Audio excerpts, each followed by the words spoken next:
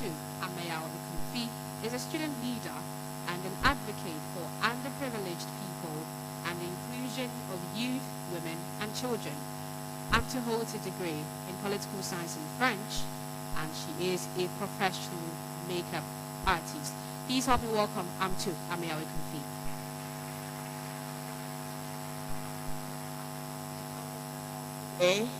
We also have Mami Ya Echia Mensa Bonsu. Mami Ya is a lecturer at the University of Ghana School of Law and a senior associate at Eshong Benjamin and Associates. Her research interests lie in the area of gender rights, disability rights, and the intersection of gender, disability, and law. Shall we welcome upstage Mami Ya Echia Mensa Bonsu. Let's also welcome the Honorable Abena Osei Asari. She is the Member of Parliament for Ituwa East constituency. She is a chartered accountant by profession and the Deputy Finance Minister in charge of revenue of the Republic of Ghana, and a strong advocate for improving systems and processes to facilitate productivity. Let's welcome Honorable Abena Osei Asari to the stage.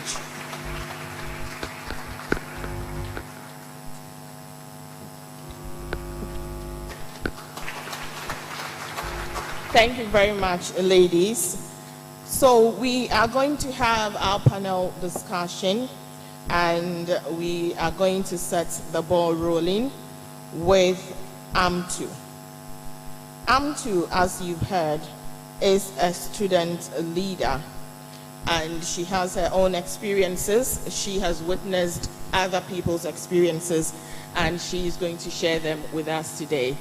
Amtu, I would like to ask you, you are in student politics, so we know that politics, the political climate in Ghana is not exactly favorable for women. Is it the same in student politics or worse, even with the expectation of women having to vie for women-inclined positions? How is the climate like in student politics? First of all, I'd like to say thank you very much for the opportunity, the First Lady and all the other distinguished guests here. So, as you rightly said, in a space like mainstream politics, it's unfortunate that we don't have like a very conducive climate for women. And it's not very different from student politics, because student politics is like the grooming ground where people move from that space into mainstream politics.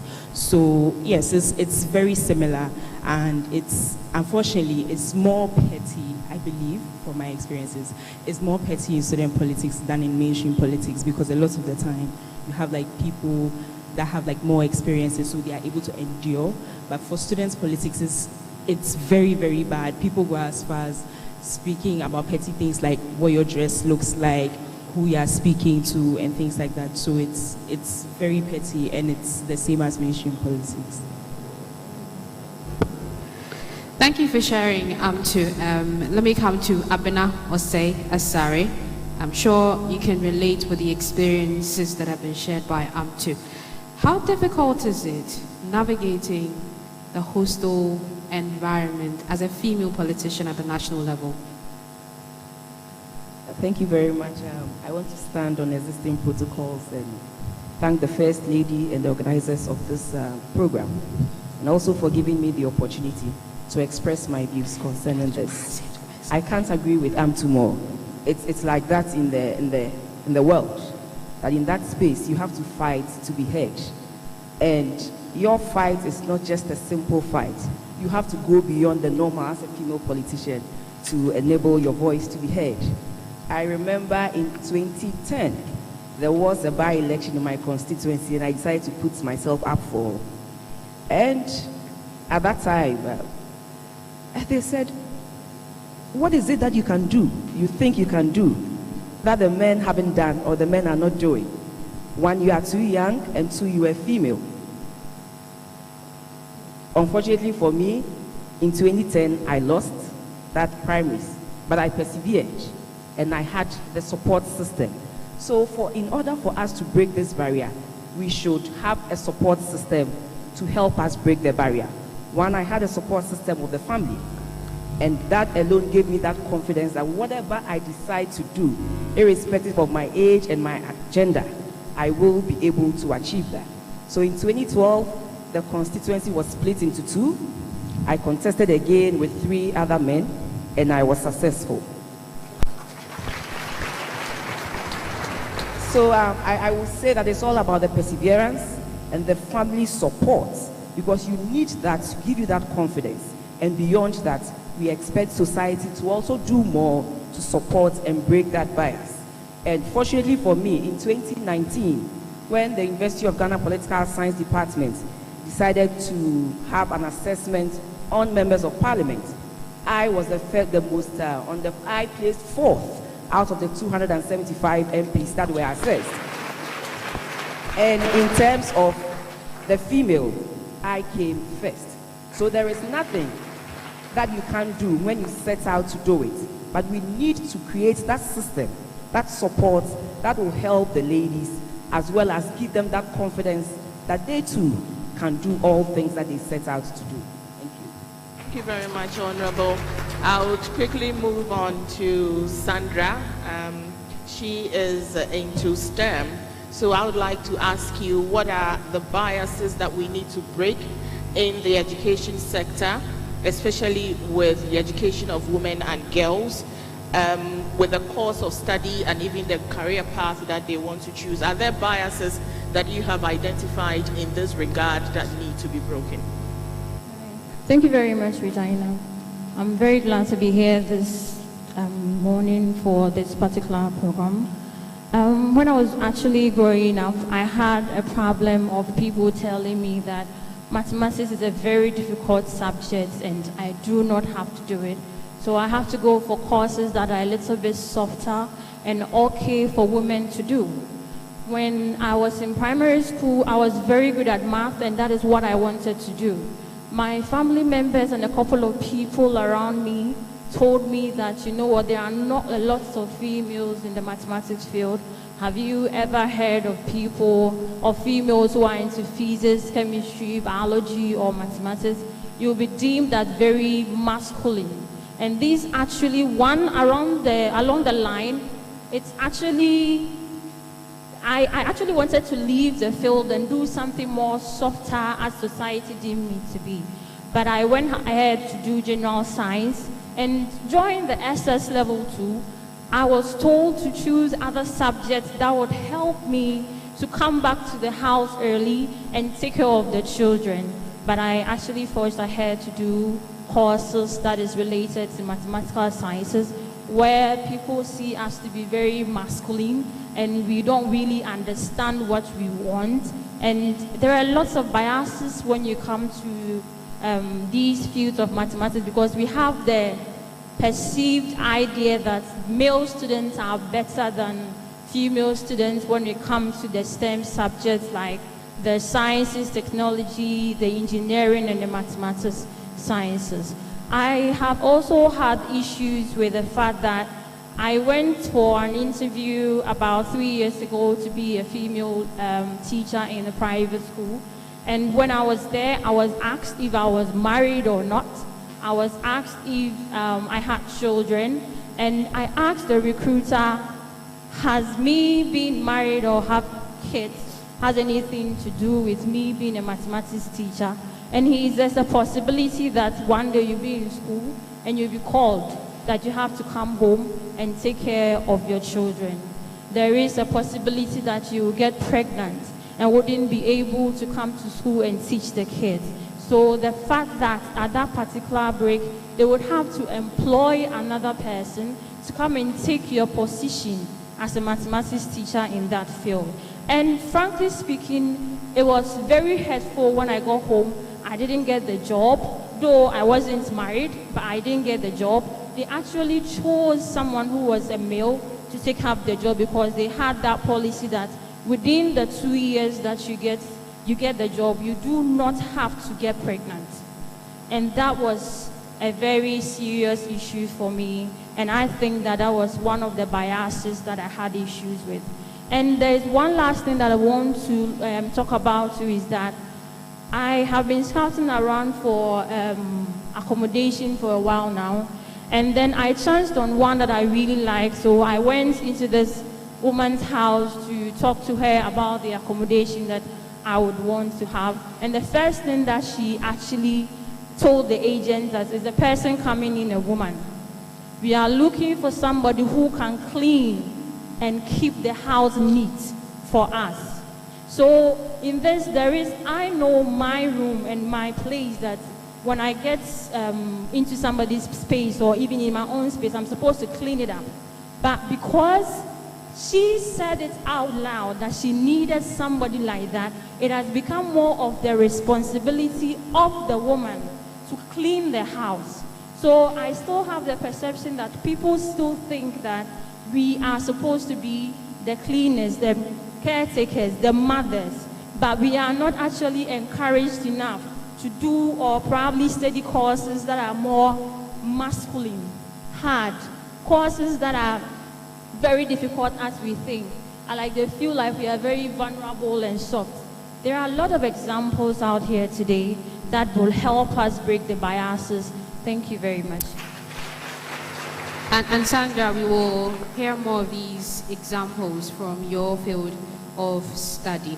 Let's come to Lamnatu Adam. You're on the ground, on the field. You are executive director at Soktaba. You work up north. Share with us the dynamics of gender bias in your field of work. How devastating is it? Thank you very much. And I want to start by saying Assalamu alaikum and bring you greetings from up north. And I want to appreciate the First Lady and the office for having me to be part of this. Gender bias is quite intense if you're working closely with people in our communities. From where I am coming from, we have issues of male dominance and patriarchy. And let me say that some of the bias that women, and for that matter girls, go through are quite systemic.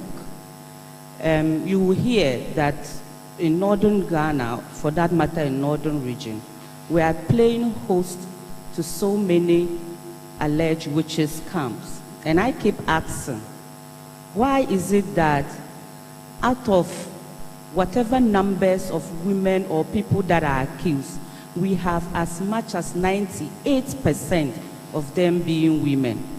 And why are they aged? And I ask again, what is it that when it comes to women, the belief is that she's using her power to destroy. But when it comes to men, he is using his power to guard the society, to protect the home. I think that's a serious bias that we need to call out. And to say that women are afraid of getting old in our communities. I'm happy we have our First Lady here, and I think that that's a serious issue that we need to deal with. Nonetheless, why are women always seen to be at the back? All because we are told to be submissive, all because we are always to report and to seek permission from our male brother, even if we are older than the brothers. In our families, they say we should wait for the man before we make the decision. Even as old as we are, but the younger man or boy is the one to make the decision. All of this is a serious bias. And I want to say that it's about time that women took the space, that women can also deliver. A lot of the time we hear that she's just a housewife. She's not doing anything, but she cleans the house. She nurtures the children. She does all of that money may not be able to pay. How much does it cost for those of us that travel to have your shirt washed in our hotels?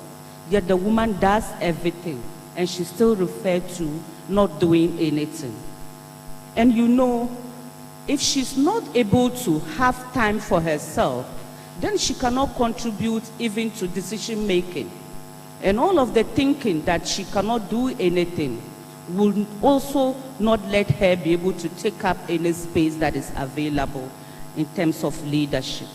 We hear when women want to go further, then they say that she's actually or probably a witch, or she's a prostitute, especially if she's in a male-dominated position, as we see in our parliamentary and district level elections. And so women are doing so much, and it's good that society first recognize that the role that women are playing is very important, so that they can help us to reduce the workload of women and girls and redistribute the gender roles. That is further, strengthen the gaps between men and women. And also, let me add that isn't it about time that as we are calling for the bias, that we should also urge our political leaders to get committed in passing the affirmative action bill. Thank you. It's interesting that Lamnatu has mentioned the affirmative action bill. It's one of the oldest bills, and a lot of activists are looking for the day or waiting for the day when they would hear that it has been passed into law. But let me come to you, Mami, because we're talking about law. We've placed a lot of premium on the affirmative action bill. Does the law in and of itself guarantee an end to discrimination, bias, and stereotyping? And thank you for the question, and thank you, First Lady, and her office for the invitation. I was very surprised to be called. So to answer your question, I don't think that any lawyer would say the law answers all questions. It's impossible. The law itself sometimes can create problems. And I'll give you a most recent example. The Land Act 2020, in Section 47, it restricts transactions involving land by spouses, and says you cannot transact, even lease, mortgage, property that was acquired during marriage without the written consent of your spouse, in the absence of a prior written agreement. Now, how many spouses are there be writing contracts? I will not sell without your knowledge. I will not. And so, in trying to, I suppose, sometimes when we take steps in the law to protect women, because you can see clearly that it was to prevent men from selling on the sly so that women would not be dispossessed. You are also disadvantaging women who have the power to buy land. And for some people, they have to hide these things from their men because their men don't want them to be empowered. So now you've taken an avenue away from a certain group of women who needed that channel to protect themselves. So the law can sometimes create problems. Now, if you're going to the affirmative action bill, I always say that affirmative action is a double-edged sword. It cuts right because it puts women where women must be. We have to have representation. It is important. Seeing women actually work their way to the top is important. But it can also be a negative. It can also cut negatively in the sense that it can create the impression that women need extra support to get there. Otherwise, we couldn't have gotten there without that help. So when you say something like, and typically in Ghana, affirmative action policies look like, this is the board of so-and-so corporation, one of whom must be a woman. One of whom must be a woman. So you are legislating the position. So there's always going to be a woman. But very often you'll find it will be one woman, because that's the one that the law says. So the minimum is met. Or you will find that there will be a woman who is not competent, only because the law says find a woman, so they will find a woman. As to whether the woman is competent is a different matter. So it is possible to even use the same mechanism to defeat the aim, because you can deliberately hire somebody who is not competent, so that you can say, you see, we gave the women a chance, they didn't do anything. It is possible to manipulate the system even with affirmative action. Or, and as I was explaining in other areas, the problem is not so much affirmative action as sometimes the higher up you go, the fewer women you will meet. So where are the women to put there? So affirmative action is top-down and is brilliant. It has to be done. But the greater work, I think, comes from the society, the sociocultural space, the bottom-up. Fill those spaces this way, and then you can put affirmative action on top. Then you'll find competent women in the correct places. Otherwise, you're just putting on paper great things that won't operationalize to the effect that you want for women. Thank you very much, Mami. I will put the next question to Honorable Abina Ose Asari. I would like to ask a very simple question. Where do we find the balance between affirmative action and tokenism so that we are able to maintain a certain standard even for women who are looking to be appointed into positions? Sometimes in all these biases, they never talk about competence. So that is not even something that is on the table. They don't talk about competence at all. It's just the gender issue. And so if we go beyond that and start looking at competence, irrespective of the gender, I believe that we have very capable women who are competent enough to fill positions and then fill, the big sports that we have. So the discussion should be more about competence. And in asking for competence, we have a lot of women here as examples. Our first lady, our second lady, Lady Julia, our own and one and only chief of staff, who has been the chief of staff for the first term of the president and the second term as well. It's never happened. So in terms of competence, it is there. I believe that the affirmative action bill is one of the systems or one of what we can use to sort of bridge that gap.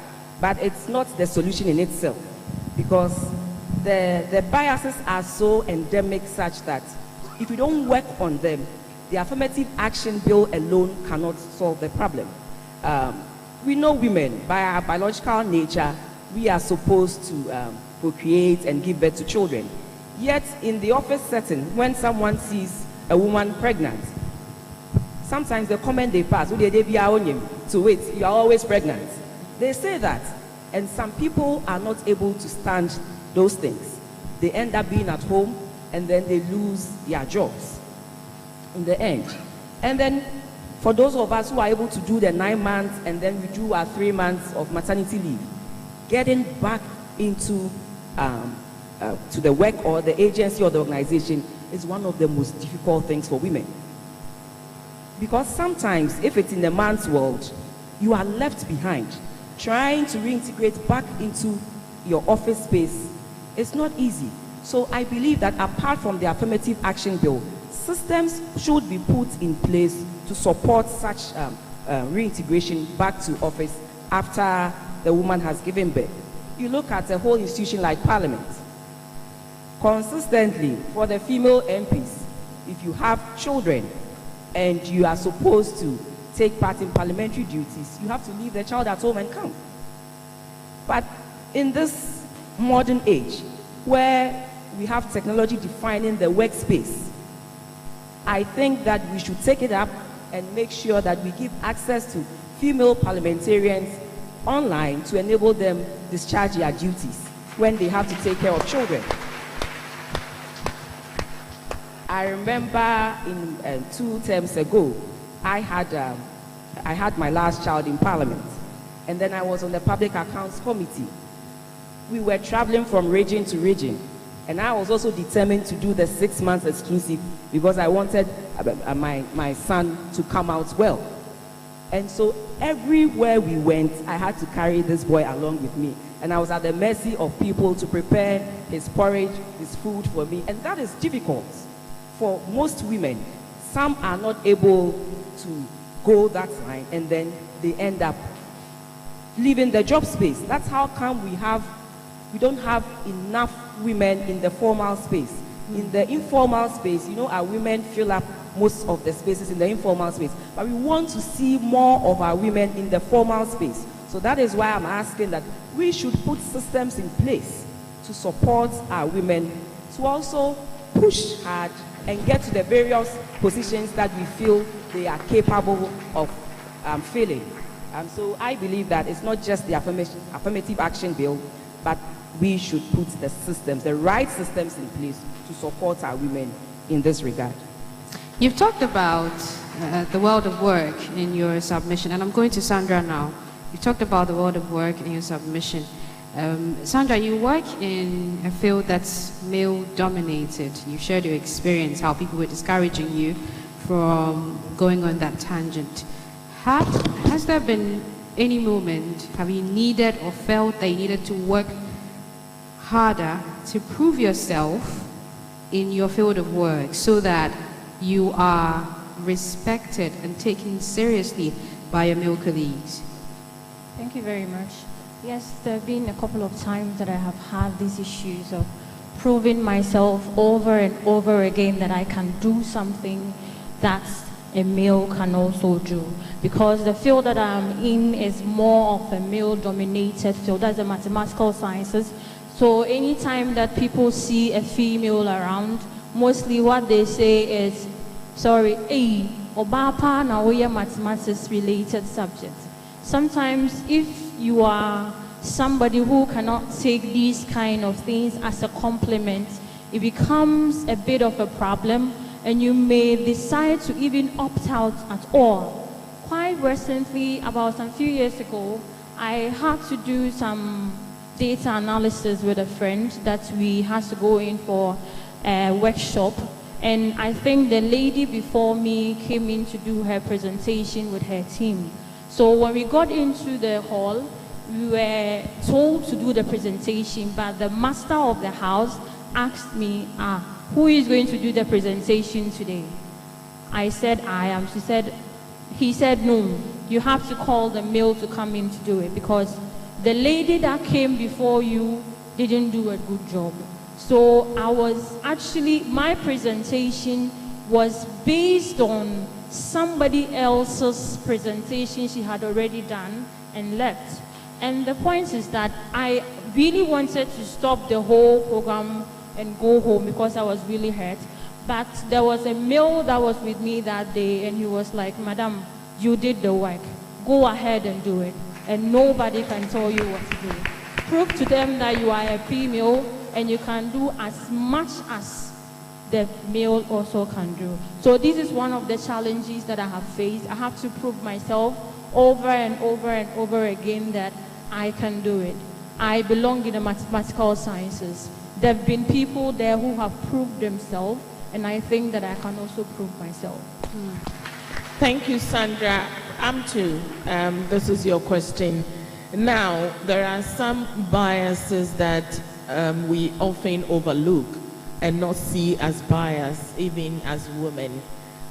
For example, if you have a boss and you are going for a presentation, they could easily tell you, dress this way, show a little cleavage, and we don't even see anything wrong with that. What is your position on sexism as a student politician? How does that come into play during, the campaigns? So, as you rightly said, these are things that don't just exist in the corporate world. They exist in student politics as well. So I've had different examples. Even, for example, let's say local SRCs, when there's a sponsorship committee, you see that when you go out for the event, the president or the secretary, your male counterpart, or you take the lead so that supposedly the man is attracted. Even have some male politicians or big men say to you that, if you want to get to me, use the women to get to me. It's very, very petty, and they might be telling you the truth, but I mean, my male colleague has a phone as well. He has a paper as well. If he has to write to you, he can write to you. So if you reduce, you are not asking me to write to you because you feel that I am the competent person or I have the information that you need. You are only asking me to write to you because you supposedly want to just reduce me to the position of it's a woman, it's how your body looks, it's who I want to speak to. And unfortunately, it exists a lot in politics. And like lawyer rightly said, it shouldn't just be bottom up. It should be from, it shouldn't be top to the bottom. It should be from bottom up, because I feel that the social construct has made our minds like that. In as much as we are trying to take responsibility for our actions as women, I feel that every single time we are reminded of this is what you are supposed to do. So before Me Too action, you have someone come to work and say, oh, this is my girlfriend, this is my husband. Did I tell you I want to be your girlfriend or your wife or something? I probably have someone like that who might not be happy hearing you say things like that. It's very petty to the men that do that, but for us as women, I don't think anyone is comfortable with it. And I've engaged with some members of parliament and things like that, and even on their level, they experience it. And then they say that no matter how much you try to emphasize that, I do not want it, you have another man coming to say, hey, wait, I'm not you, or she would shout on you and things like that. And I don't think it's right. Also, I think it's because we don't talk about it as much, that we are not comfortable. We don't want it to be done. For the student politics space, people go as far as, if you don't go and sleep with this particular senior or how they even call them, kingmaker, or move to this kingmaker, you are not going to make it, and things like that. For me, running for a female position, it was even worse, because they feel that because they are running for women's commissioner and probably your opponent has done it or your predecessor has done it, so you have to also do same. Otherwise, it's not going to happen for you. And it's very, very, very stressful. I don't know, I just have, running for this particular position, I encountered so much, and I felt that it pushed me to want to do more. Someone saying that it's just women's commission you're going for, and you're branding yourself like this. It's just women's commission you're going for, and you're investing so much in your flyers. So because I'm running for women's commission, I do not deserve to give my best. Nobody, like we have presidential debates for people that are running for presidential debates. Nobody's thinking of having presidential debates for people that are running for secretaries. I'm saying secretary because it's a position that a lot of the time women run for.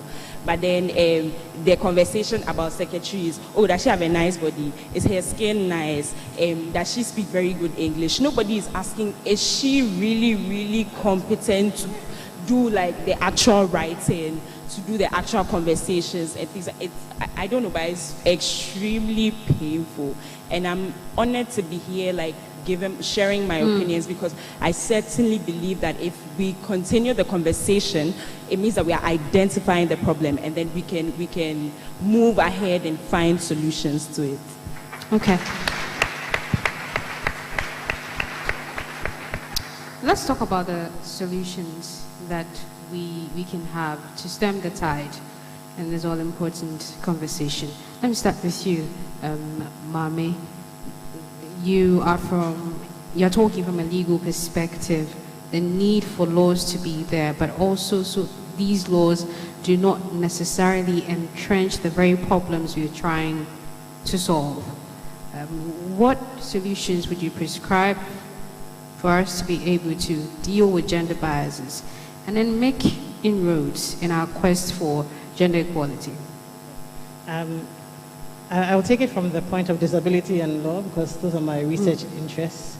In certain spaces, the problem is not with the written law, it's in how the law takes effect. So we'll find that sometimes the biases are not male, female type of biases, but even between certain kinds of females. So for women with children with disabilities, and I'm one of them, you don't have any extra allowance for the fact that your child has a disability. So it doesn't matter how severe the child's disability is, you are treated on the same level as other women, which in itself is a problem.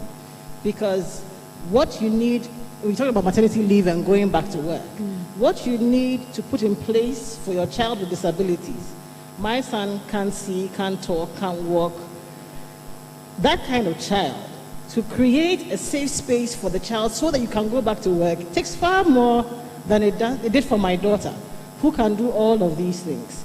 So even within females, there's a bias towards women who have average or typically growing children.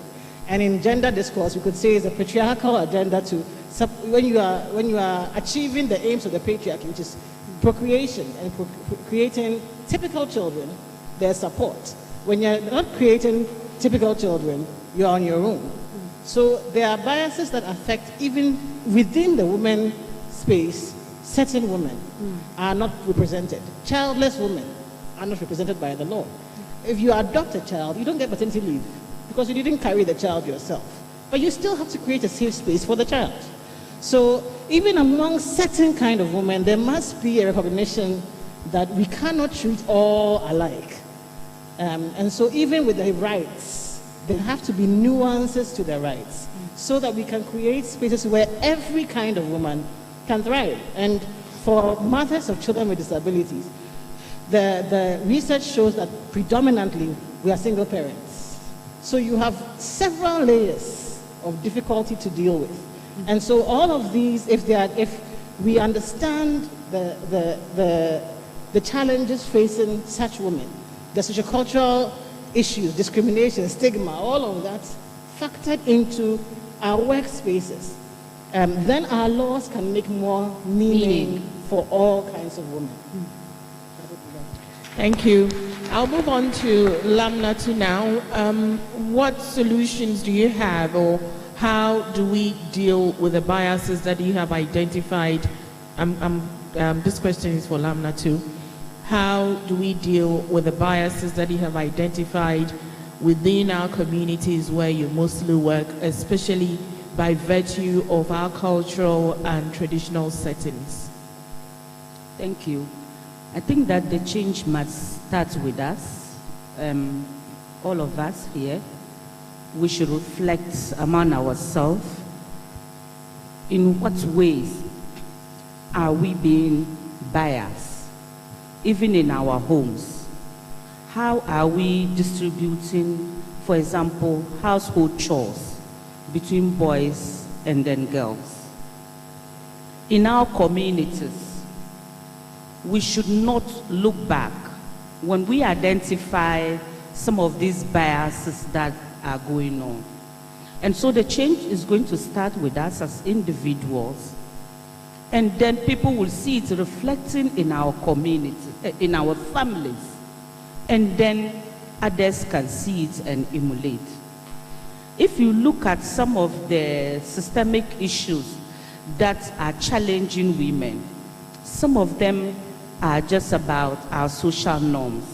And for me, I want to call out to our traditional and religious authorities that it's about time we perhaps look at what are some of the norms that are positive that we should continue, to uphold, and what are some of the norms that we think are degrading.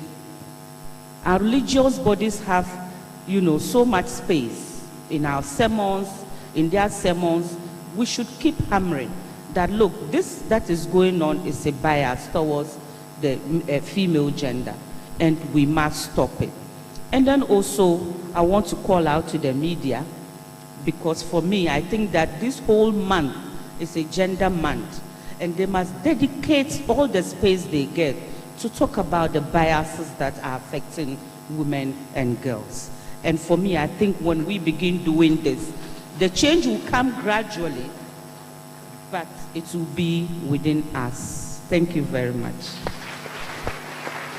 Sandra, for the difficulties you faced because you decided to be a woman in STEM, what would you suggest as solution so that other girls, and there are a lot here who are listening to you, wouldn't have to go through the same difficulties as you did? Thank you very much. I think that the first call, the child's place, actually socialization starts from the home. So we have to start from our various houses. Try to encourage these girls to come up to like these causes. And before I answer any more questions, as we are breaking the biases, we are also supposed to do the hashtag of the women in these fields, especially in the science field.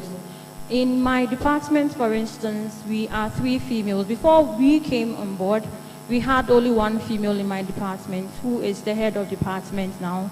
Her name is Mrs. Professor Adibanji, and she's here. I would really like to say thank you for giving us that opportunity that we would all be able to go ahead and do as he has done. And then KNUST too, there is a woman in science, that is women in science, technology, engineering, and also in the house here that would encourage you to know that there are lots of women who are into physics, there are lots of women who are into mathematics, there are lots of women who are into engineering and then technology. There are lots of examples out there. You first have to know what you want to do, and do not let anybody discourage you. There are mentors there that are willing to help. When you have any other questions, if you have any other difficulties, ask questions. Be able to understand what is the field of somebody in mathematics, what's the field of somebody in science and technology. And then we would also like the men to take us very serious, because we are. The fact that we are women in mathematics doesn't make us masculine. It makes us feminine in the field that we want to make it soft for the other girls who are also coming up. So be encouraged. We are here and we will help. Thank you. Thank you very much. Throughout the conversation, we've heard how other women's performances have gone to affect the potential of others. So my question to you, Honorable Abena Mosea-Sari, is how do we ride on the achievement of women who have been there and done it to pave the way for those who may want to follow same path, especially in politics? Thank you. I think that first and foremost, when we see women who have achieved so much, that should give us hope that we too can make it happen. So the first and foremost thing that I believe that we can use our women achievers in the formal sector to speak to is hope. Once you have hope that you can do it, yes, you can do it too. I also want to say that society should be more tolerable to women opinions.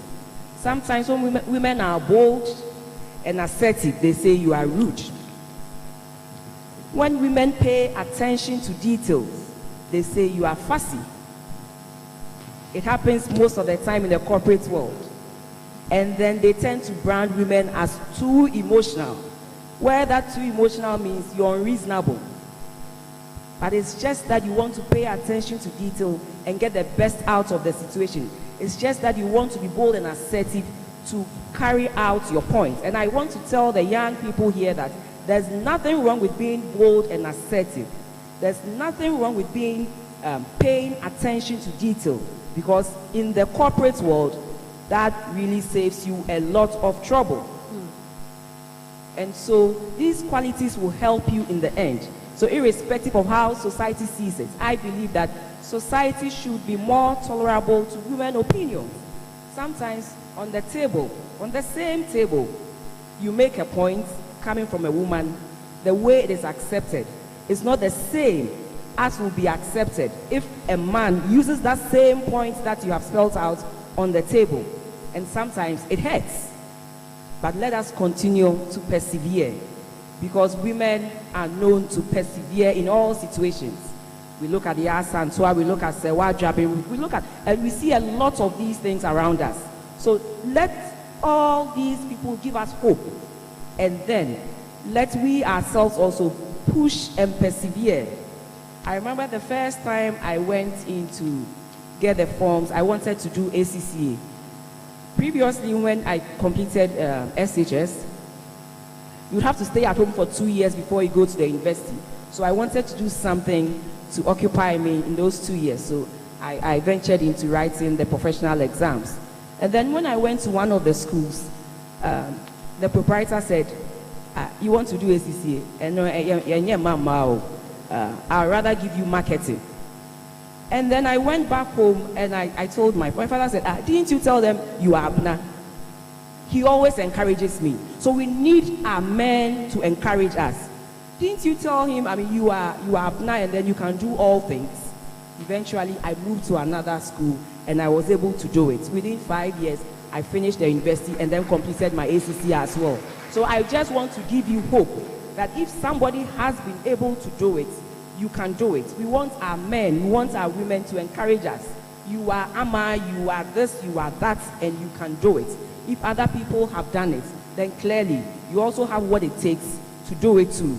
Society, I should say again, should be more tolerable to women's opinions, because in being bold and assertive, we are trying to get our points across.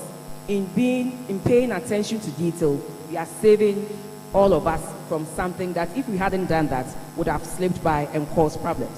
So today, I want to use this opportunity to tell you that there is hope, and the hope is what you see in the women you have here and the women sitting there.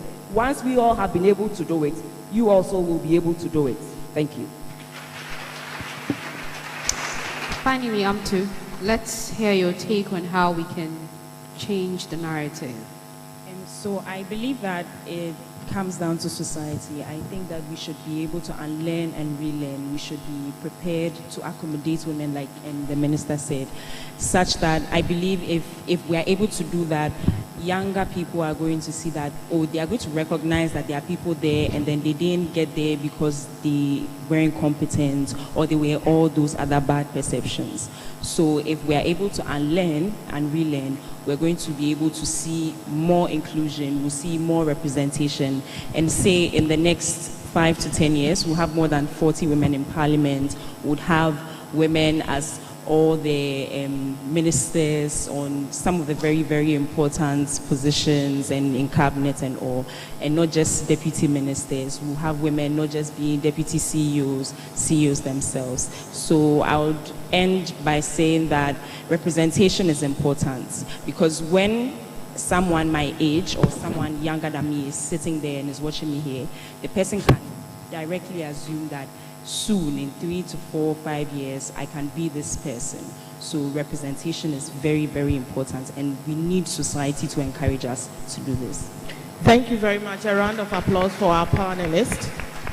We are going to move into the audience now and take a few interventions, and I'll start with Nana Hima, Paramount Queen Mother of Agogo traditional area, who has been doing some work within the cultural and traditional setting with young girls. I would like her to tell us about the work she's doing with these young girls and how it's going to positively impact their lives.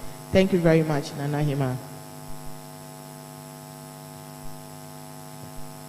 A round of applause for Nana Hima, please.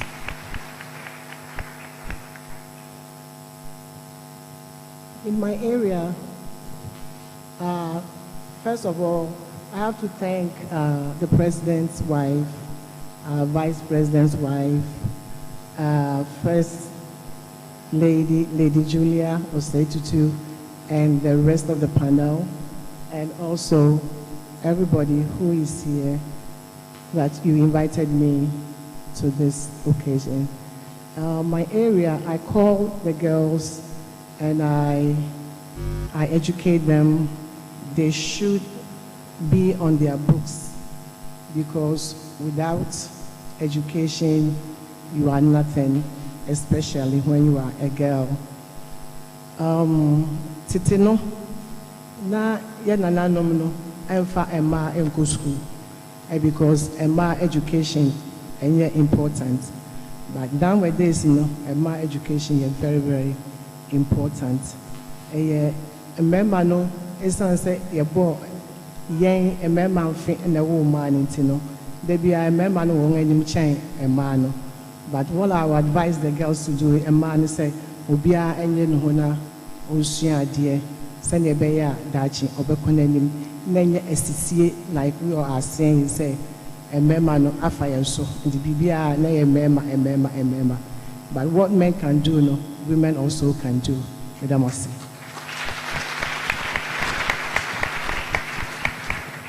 We have a number of young people here, so let's take an intervention from one of them. Lisa Marie Ukanse Delasi Kaki, member of the debaters team at St. Monica's Secondary School. Let's hear from you.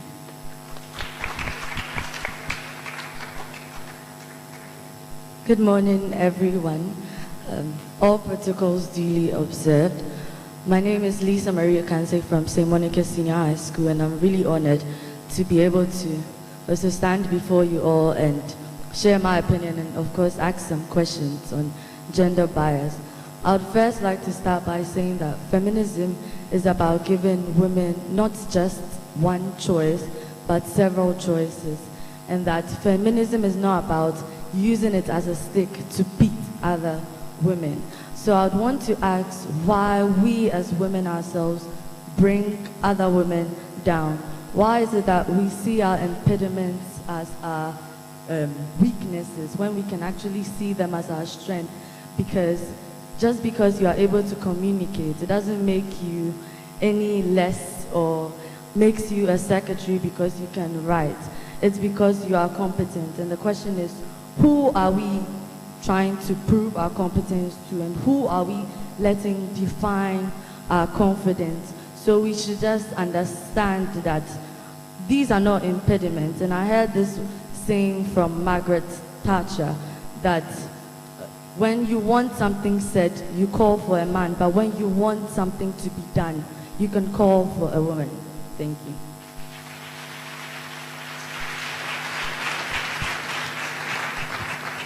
We have learned today here that as we want to break the bias and also change the narrative, we need to carry the men along to be able to understand where we are coming from and where we are going. And so we have a young man here who is in our audience, and he's going to share his thoughts on the discussion that we are having today. Emmanuel Bedukba, BY 410, from Opokowari Secondary School debate team.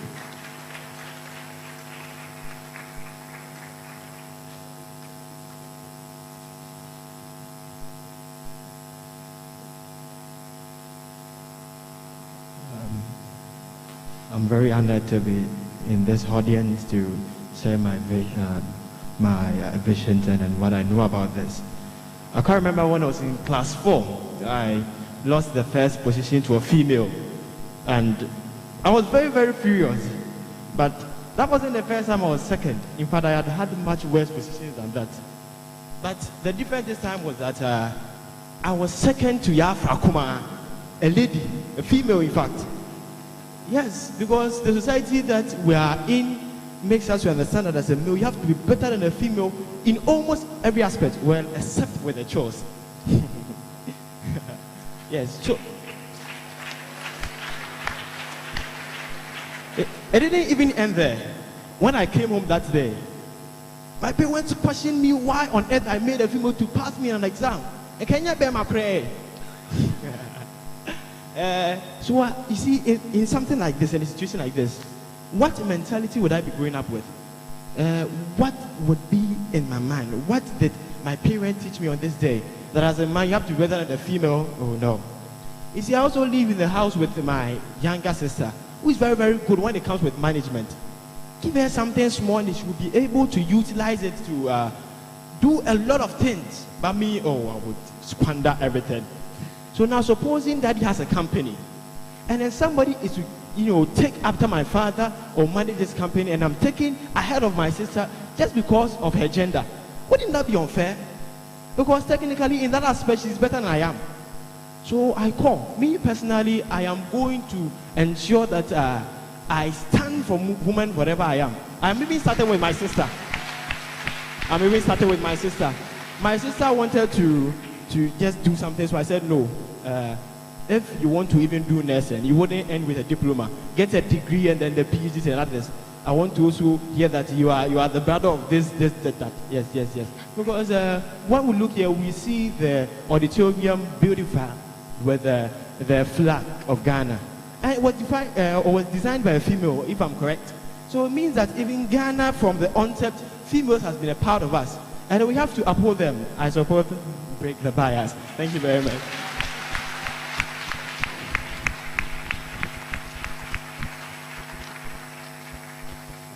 Let's now give the final intervention to our host institution. We have Hannah, who's a student at the Kwame Nkrumah University of Science and Technology.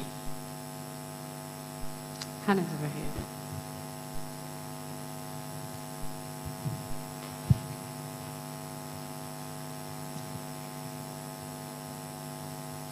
Hi, I'm very honored to be here this afternoon. Sorry. Okay, so my name is Hannah Jaman, a second-year student of this prestigious university reading Bachelor of Arts, Media and Communication Studies.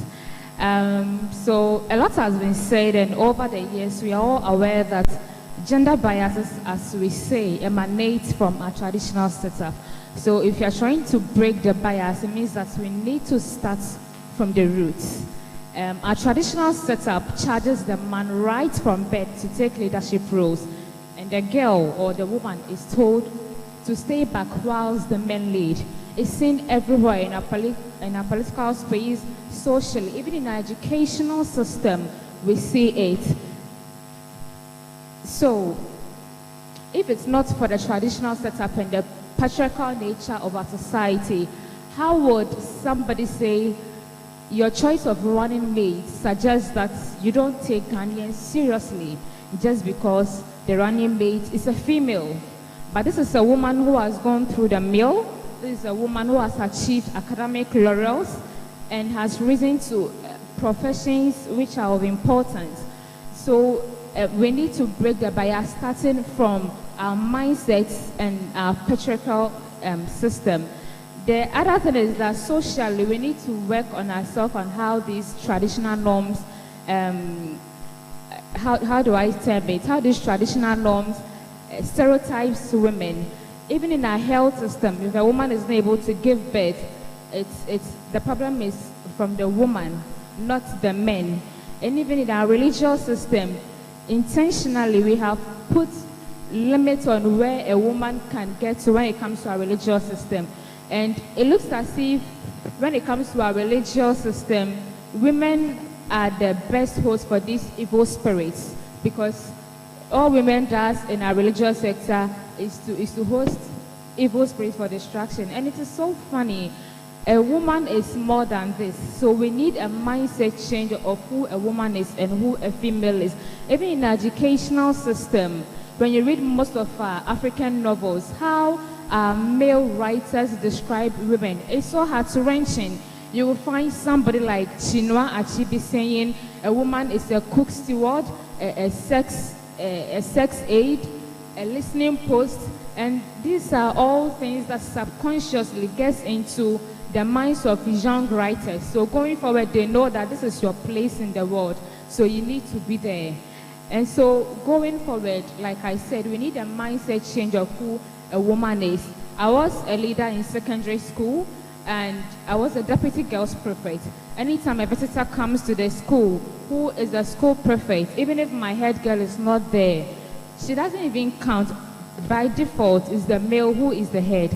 So even in the educational system, we are telling the boys and the girls growing into potential fathers, potential CEOs, potential accountants, potential presidents that, look, you don't have to carry the woman along. You are up for this. The woman just have to remain in the kitchen. So we need to challenge the status quo and interrogate this patriarchal system. Thank you.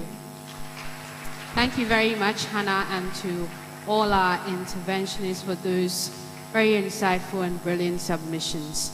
I'd like to, at this point, thank our panelists. You've done a yeoman's job, and we are grateful that you were here to discuss this. Thank you so much. You may return to your seats.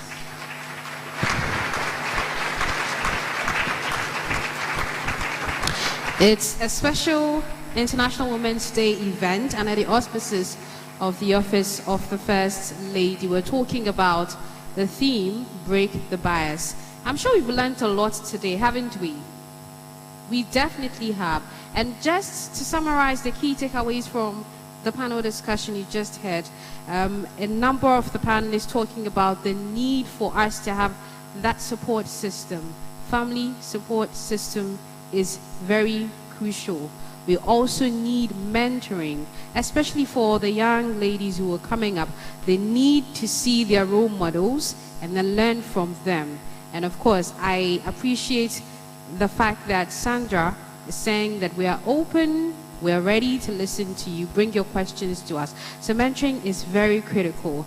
And then I cannot do a takeaway without talking about the need for the media, because I'm in the media, and I do understand that we need to do more as practitioners, as journalists.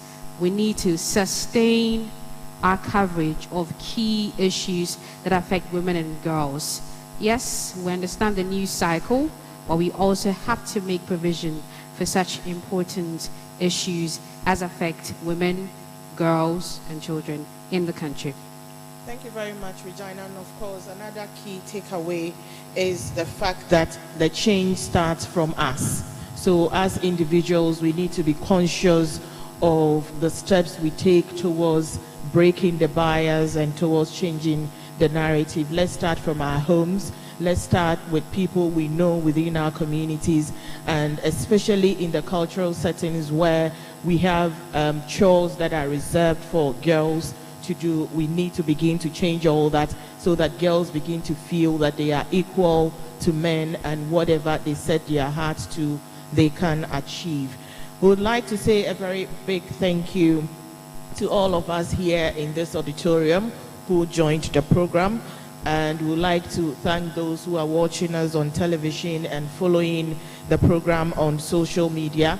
Thank you once again to our sponsors, NLA, Fidelity Bank, CBG Ghana, Ghana Free Zones Authority, Volta River Authority. We are so grateful and we thank you so much. We hope that you take a few points and ponder over as we break the bias. We're also very grateful to Latex Foam and Golden Tree for supporting this all-important program. My name is Regina Bole Bote, and that is Fatih Shaibu Ali. It's been an honor being here today, and I said this was the best decision you could have made for International Women's Day. And I'm sure you've proven that, haven't we? Give yourselves a round of applause for being a wonderful audience. Thank you so much for being here. We hope to see you next year. Our message is simple. Go out there and break the bias. Thank you. Thank you very much. We will now take a performance from Ejako to give us a cultural performance and enjoy ourselves as we bring the program to a close. Thank you very much. Do have a wonderful afternoon and go out there and break the bias.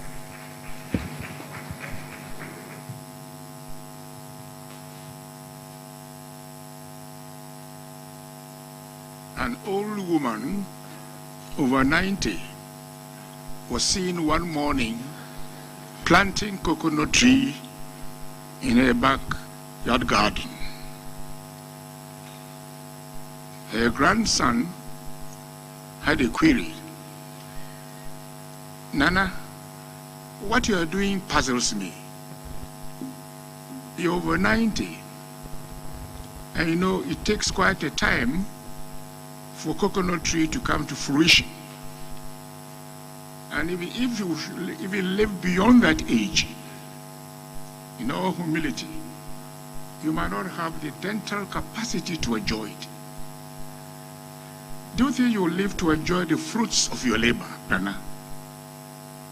The old woman smiled, said, I know I wouldn't live to enjoy the fruits of my labor, but I'm planting the coconut tree for you and children yet unborn. This is the title of the song, Akure Diekubi. Abrewe Diekubi. Mitro kakamio, minro kakamio. Kakamio po kwa mwasi anansio. Odom sesre kusia nansi mundong fwe. Anansi mundong fwe. Nansi mundong fwe. Anansi mundong fwe anansio.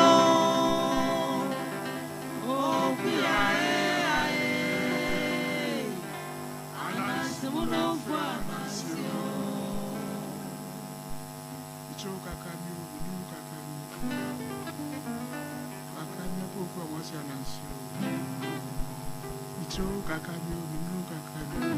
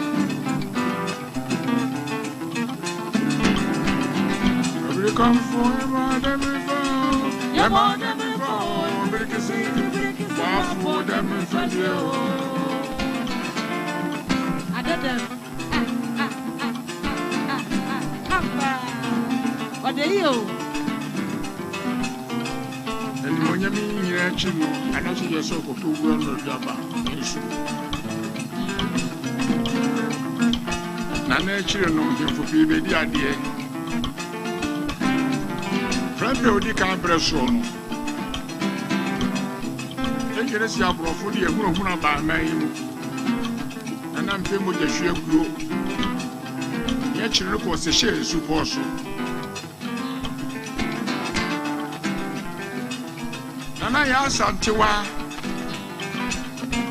machire prempeko esiga so mo bepe santiwa ogwoyiku oba the shoja pramone waye dejayo ogwoyiku oba the shoja pramone waye dejayo akadem kai ma ni e kan se bi se to se oju force oje for February 6 bi ai fa de ehimada den kai ma e ma ni si hene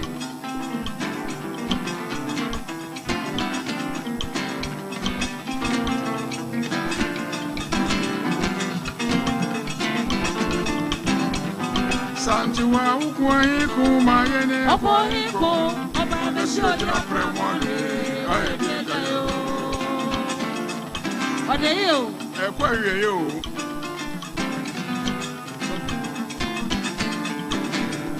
Asantua Ukwahiku Obabeshojina Premone Oyedeyo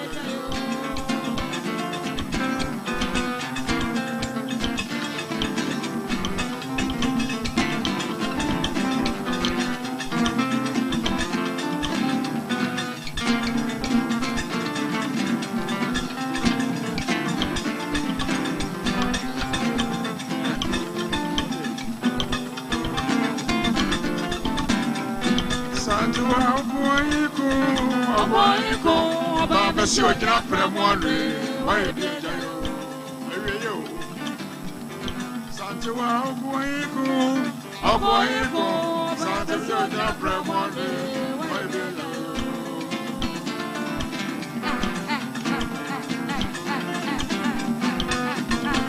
Odeyo Santua Ukwahiku Mayene Babeshojina Premone Oyedeyo.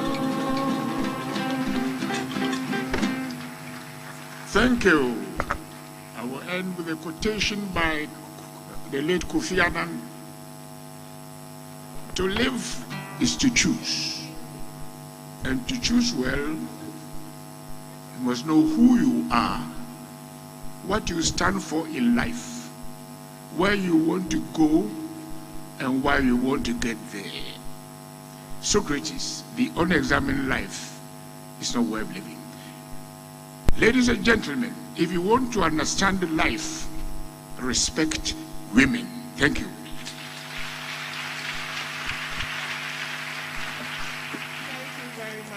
Thank you very much. It's now time to take some photos, and we'll go in this order. Kindly indulge me. We'll have all our dignitaries upstage to take the photograph. So we'll have Her Excellency, the First Lady, upstage. We would have Honorable Frema Opare upstage. We'll have our Second Lady, Mrs. Samira Baumia, upstage. We have all our dignitaries upstage to take the photograph. I'll mention who comes next as we go along. So our dignitaries will be on the stage to take the photographs. Thank you very much.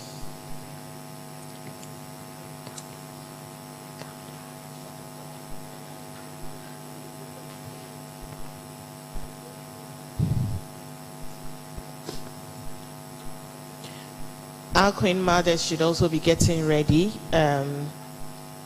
You come up next after this.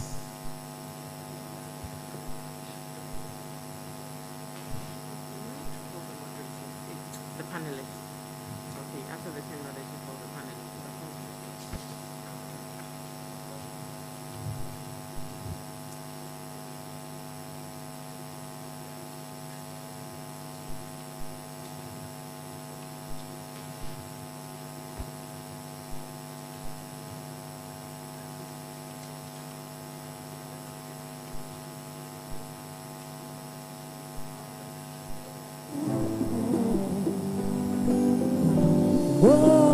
Please, the Queen Mothers should join the dignitaries. Every day in the mirror I see a woman. Queen Mothers. And every time I look in mama, I see the woman. A wonderful Our panelists should be getting ready. An African woman, mother of nature. Beautiful woman. Beautiful woman.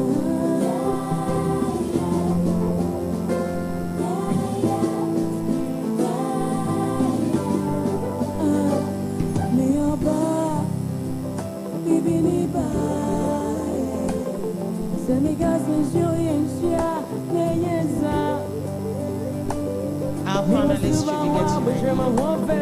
I think you need to take off your nose masks.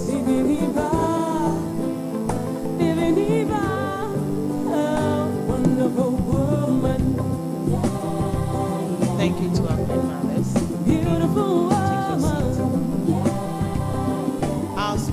sponsors, if you are here, please be getting ready.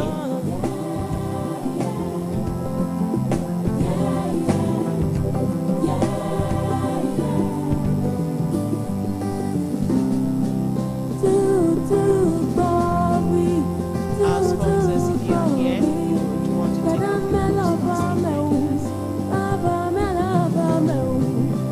our sponsors kindly join our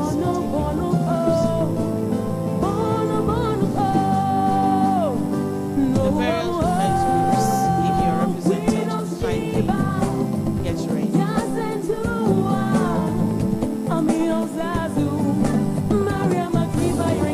various women's groups, if you are represented, kindly get ready. Take off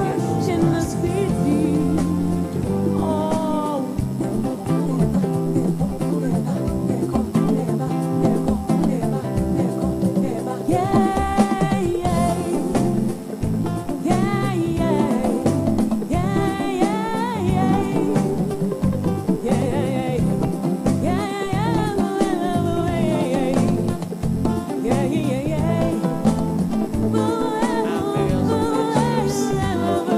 Our students should be getting ready in launches. Our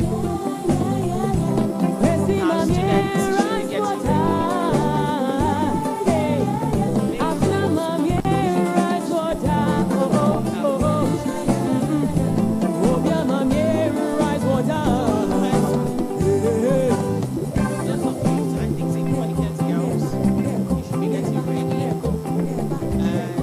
kindly start taking off your nose mask.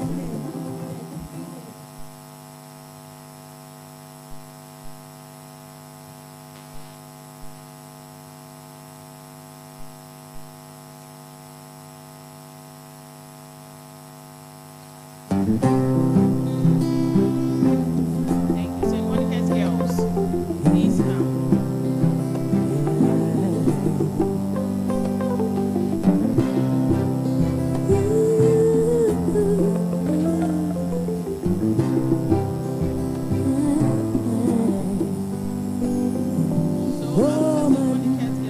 I see a woman every day in the mirror. I see a woman, and every time I look in my mind, I see that woman, a wonderful woman, an African woman, mother of nature,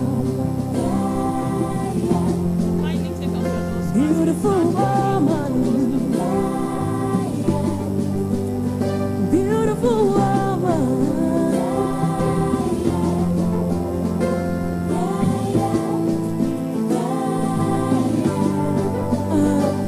Me oba, bibi liba. Semi kazi show yenshia, neyenza. Me was suba wa, but you're my one bet to say. Bibi liba. Wonderful woman, beautiful woman, beautiful woman.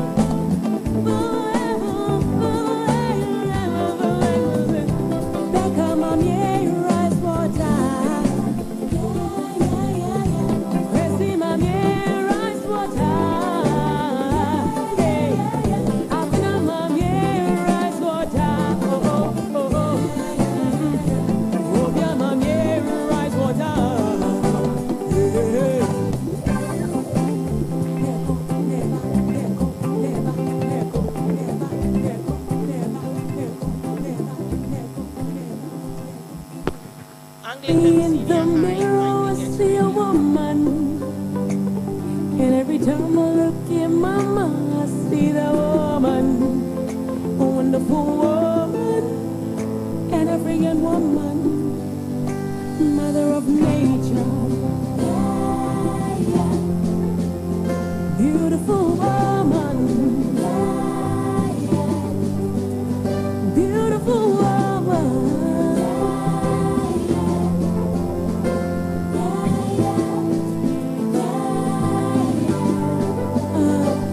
Me oba, bibi ba. Semiga senjo yensha, neyenza. Me was suba wa, but you're my whole face is sad. Bibi ba, oh, wonderful woman, beautiful woman,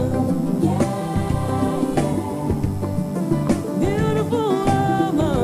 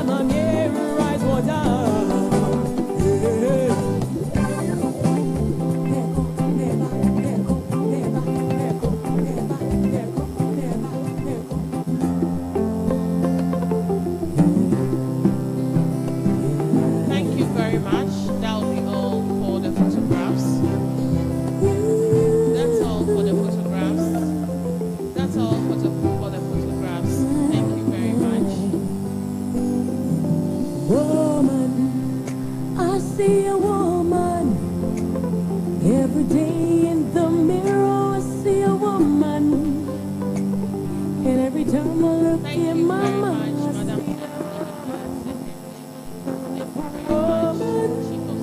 and African woman, mother of nature, beautiful woman. In Cancer for our closing prayer. Thank you very much.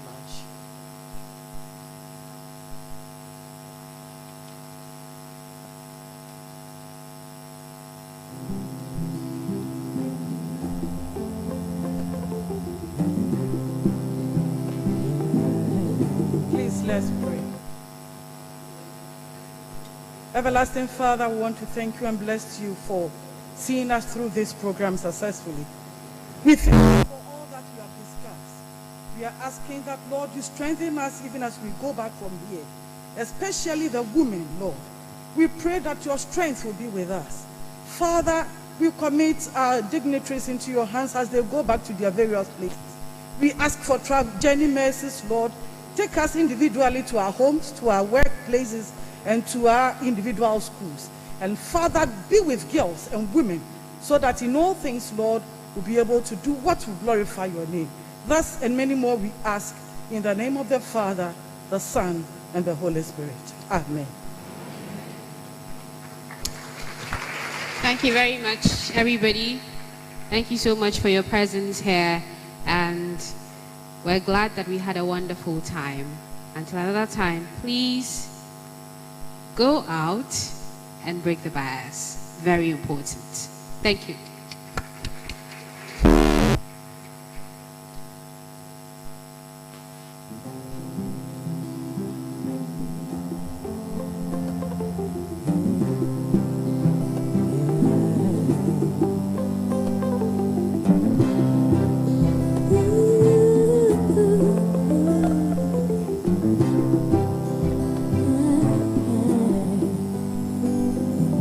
Woman, I see a woman. Every day in the mirror I see a woman. And every time I look in my mind I see that woman. A wonderful woman, an African woman, mother of nature. Beautiful woman. Beautiful woman.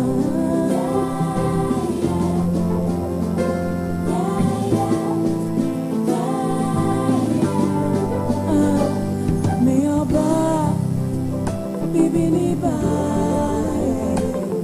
Seniga senjo yensha neyeza. Me wasuba wa, but you're my whole vet is sad. Bibini ba. Wonderful woman, beautiful woman, beautiful woman.